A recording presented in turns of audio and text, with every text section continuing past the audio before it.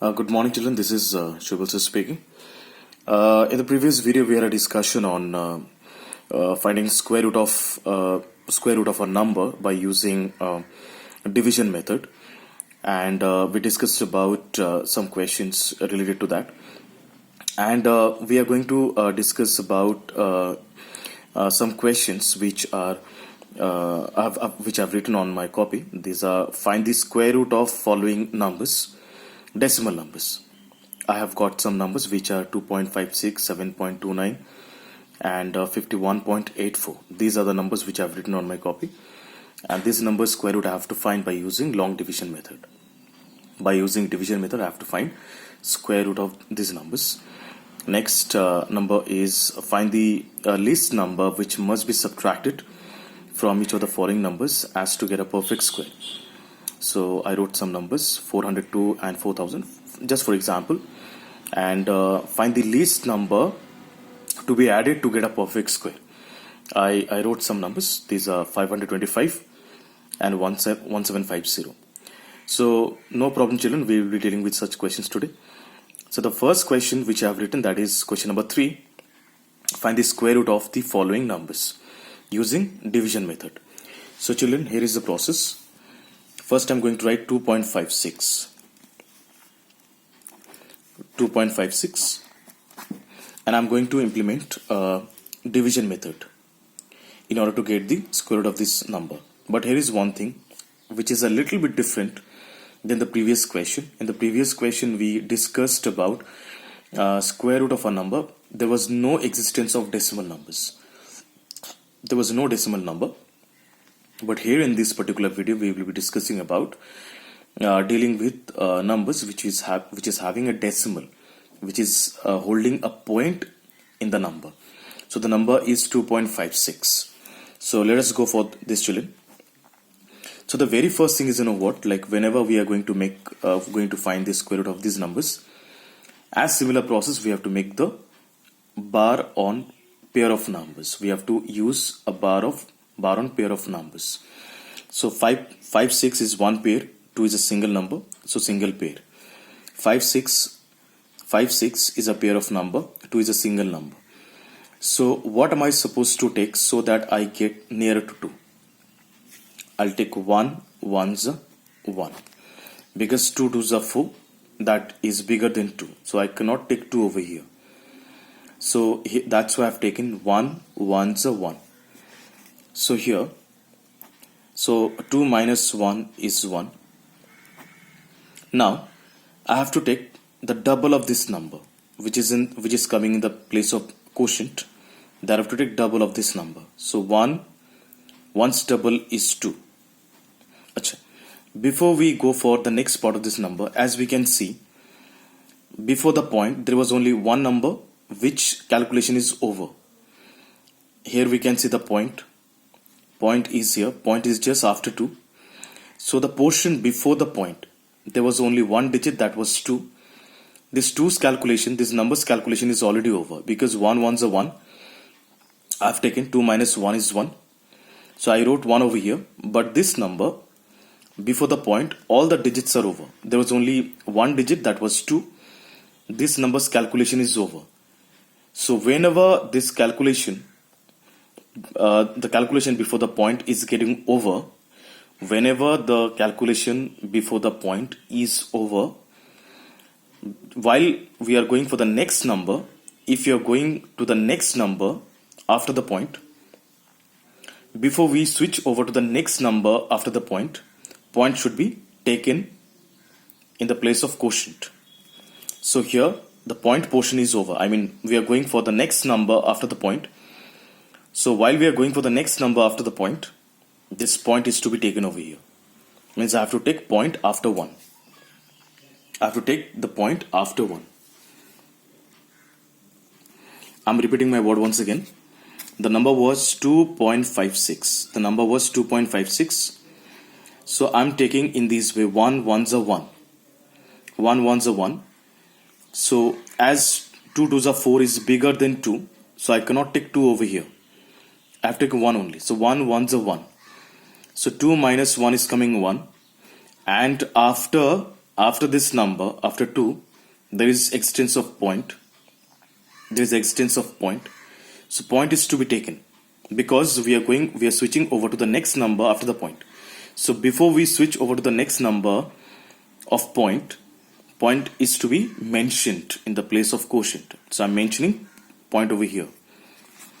So naturally there is no more existence of point because I have taken away the point in the place of quotient. The next part of this number is 5, 6. So I'll bring down 5, 6. Now, which number is to be taken so that I get 56? If I take, for an example, suppose if I take 4, then if I take 6, over here, 6 into 26. 6 into 26 is 156. I'm getting the answer. I already got the answer. Root over 2.56 is equal to 1.6. If you multiply if you want to check your answer, you can multiply 1.6 with 1.6. You will surely get 2.56. Similarly, the similar number is in this way. 7.29. I have to divide 7.29. So how to do this? Check it out. 2 2s are 4, 3 3s are 9. So 3 3s are 9 cannot be taken because 9 is bigger than 7. So I have to take 2 2s are 4. 2 2s are 4. 2 2s are 4. 7 minus 4 is 3. 7 minus 4 is 3. So now, as I have taken 2 2s are 4, it's 3. 7 minus 4 is 3. Now double of 2 is 4. Children, here as we can see, the point is over here after 7.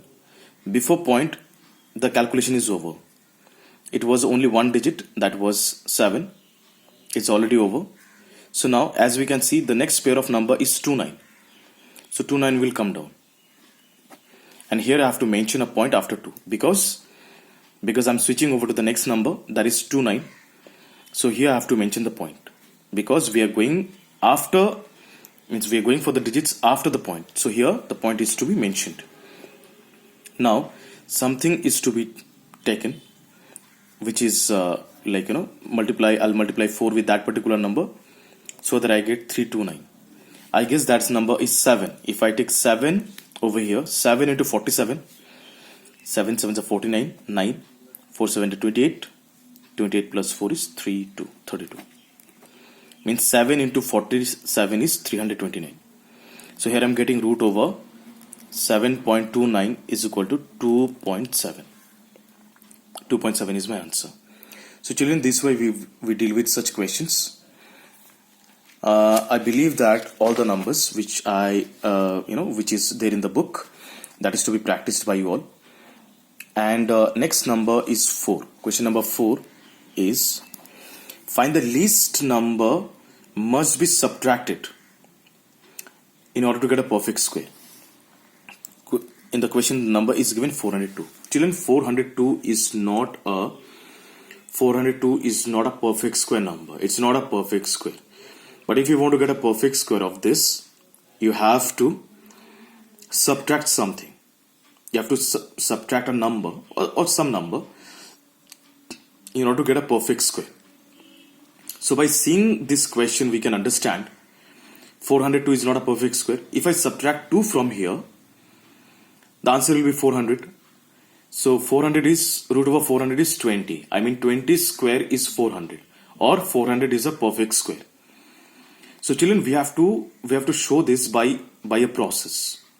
What is that process? That is what I'm going to explain. First, we will write 402 and we will make a pair. 0 is a pair, 4 is a single pair. Acha. What is to be taken? 2 2s are 4. It's matching. It's coming 0. Double of 2 is 4. And as we can see, 0, the next number will be 02. Acha, 0 2. Children, 4 cannot divide, or any number if I take that cannot divide 2. It's only 2. 2 is already shorter than 4. 2 is already shorter than 4. So 4, I mean any number cannot divide 2. If I imagine a number over here in the place just next to the quotient, that is going to give a very big value. Already this number 2 is shorter than 4. So it cannot be divided. So 2 is coming a remainder. 2 is coming remainder.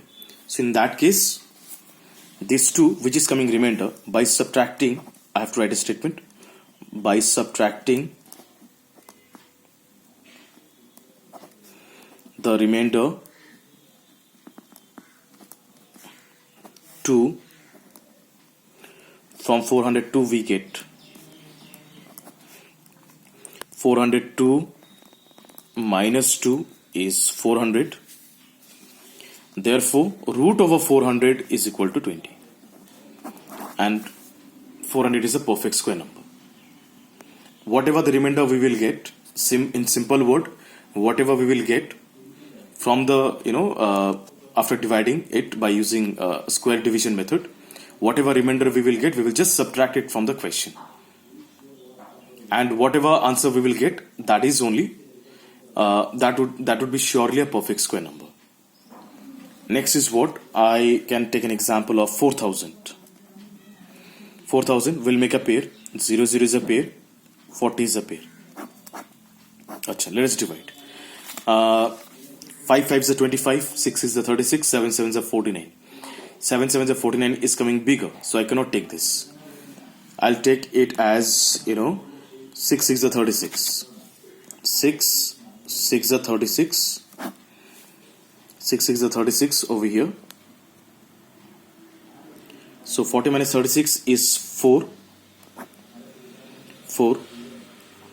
And double of 6 is 12. So 12, and this zero's existence, these are like not valid actually. These are not workable. So here I can see the 4 is the remainder over here. So here, if I'm taking,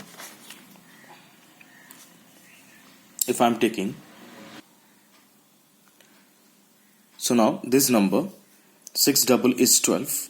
This 0 0 is supposed to come down. 0 0 will come down over here.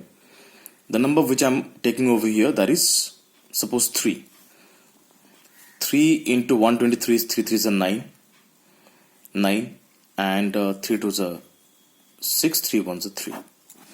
So I'm getting over here, that is 9 1 10, 6 7 8 9 10 3, 3 and 3 1 is a 4. So here I'm getting this one as 31. 31 is coming remainder.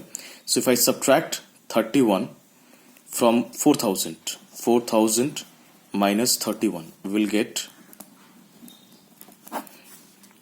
9 6, that is 1 3969 3969, and 3969 is a perfect square. Root over 3969 will be 63. Surely this way, children, we deal with such questions. So I hope that you are going to try out this. And the next number was find the least number to be added to get a perfect square. So children, I'm just giving you a hint how to do this. First we'll use a prime factorization method, and we will check, we will get a quotient. So that quotient, square of that particular quotient is nearer to, I mean whatever, you will surely get something remainder, as these numbers are not a perfect square. So something to be added with that particular number. So next square number, suppose you are getting, suppose in the place you got 10. Suppose you in the place of quotient you got 10. So 10 square is not 525. It's for an example. 10 square is not 525. So the next square number, 11 square, perhaps the square of that particular number. So I'll surely explain this. First, I want you to go for question number 3 and 4. All the questions, whatever the sums were given in the question number 3 and 4 should be done. Next, in the next video, I'll explain you how to get the least number to be added to get a perfect square. Till then, thank you, children.